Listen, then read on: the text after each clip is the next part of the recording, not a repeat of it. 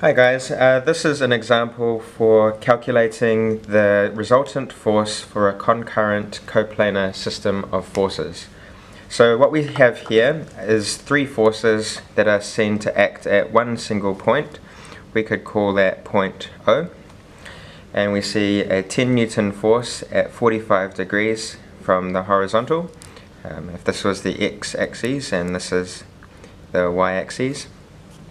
We have a 5 Newton force acting 30 degrees from the negative x-axis, and a 15 Newton force acting at an angle of 60 degrees from the positive x-axis. The forces which we have here can be resolved into their x component and y component. So for example, the 10 Newton force can be replaced with a force going towards the right, where its magnitude would become 10 cosine 45, and a y component which would become 10 sine 45. Also, for the 5 Newton force, that can also be resolved into a component in the x direction, which will be 5 cosine 30 and 5 sine 30, as we see here. The 15 Newton force can be resolved into a y component and a x component. The y one is pointing downwards. This will become 15 sine 60, and this component here would become 15 cosine 60. If you need a review of these finding force components, there will be a video made available. Just click on the link that we'll show soon. Alright, now the first step for finding the resultant is to find the components of each force, and we can see x components for each vector and y components for each vector. We'll go through the tabular method for finding the resultant. Okay. So we'll construct a table. In this table we'll have the description,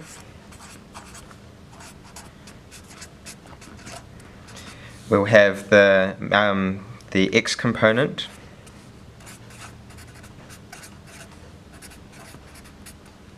and also the y component.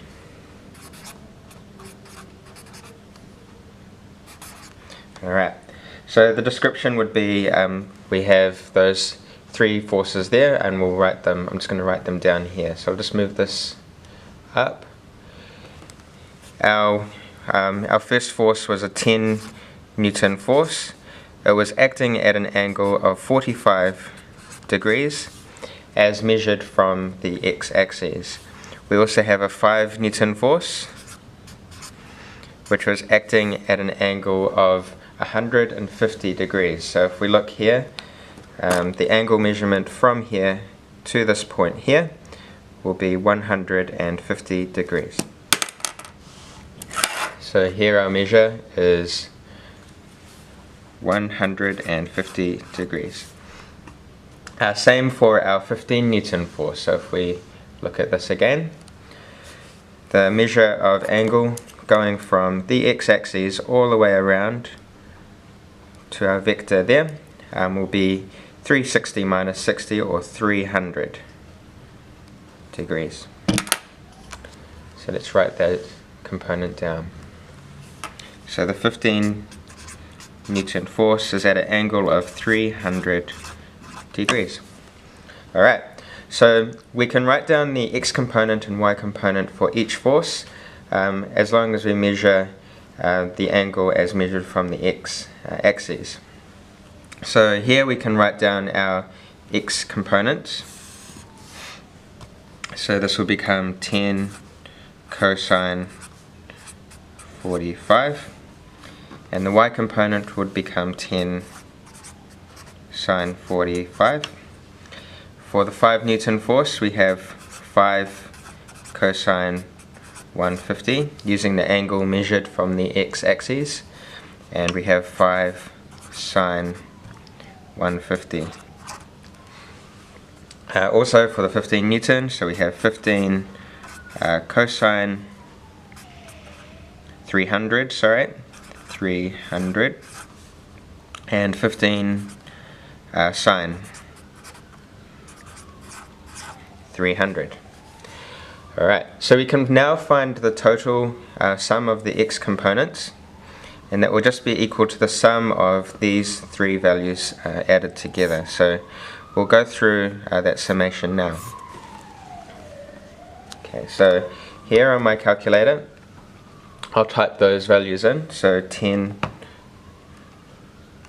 times cosine 45 plus 5 times cosine 150 plus 15 times cosine 300. So you should see that there. I'll press the equals button and we get 10.24 as our total x component of our force. The units for this will be newtons. Okay, so next we can do the same thing for the y component of force. So for the y components we have 10 times sine 45 plus 5 times sine 150 plus 15 times sine 300. Press the execute button and here we get minus 3.42 rounded for our value of force. The units being newtons as well.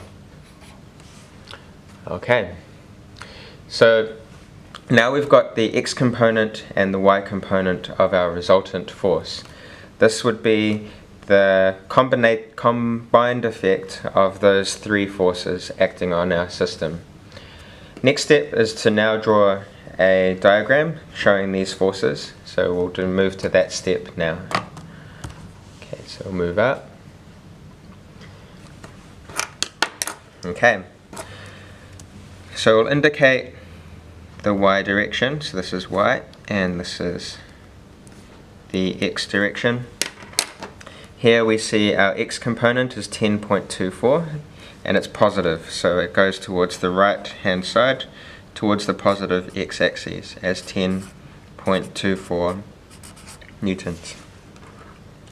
For the y component, it's negative, so it moves in the negative y. So that's a positive y, negative going down.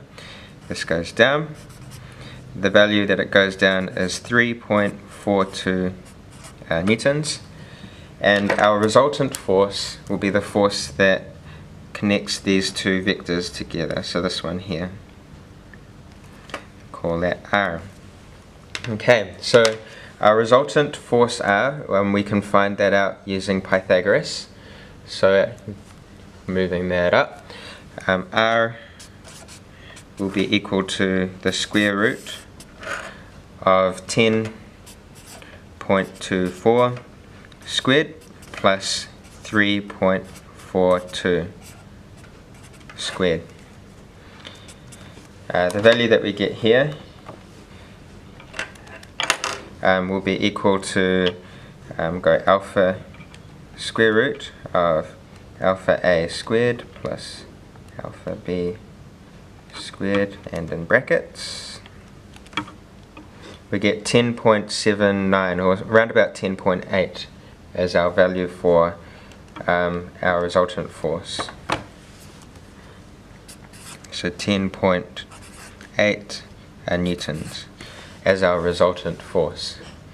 So the next step, so we also need to find the angle at which this force acts. So that's this angle here, theta. Now recalling from your basic trig, this would become the adjacent side and the opposite side.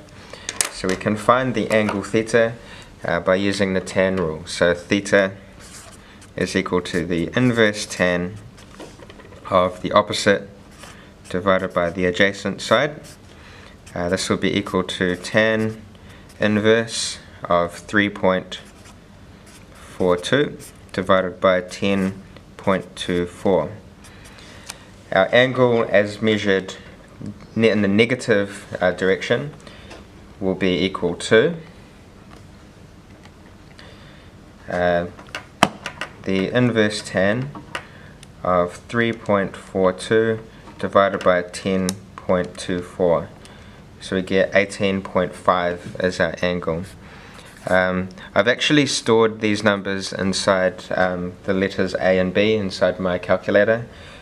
So alpha A was 10.24 and alpha B was negative 3.419. So I can go alpha B divided by alpha A, change this to the positive value of that and go shift tan of that answer, and we get a more precise value for my angle.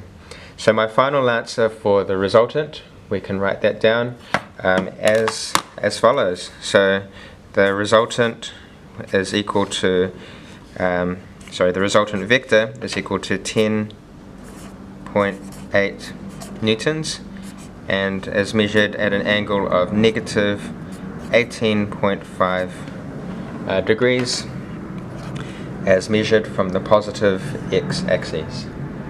Alright, so if you have any questions, just please leave them at the end of this video. Thanks for watching.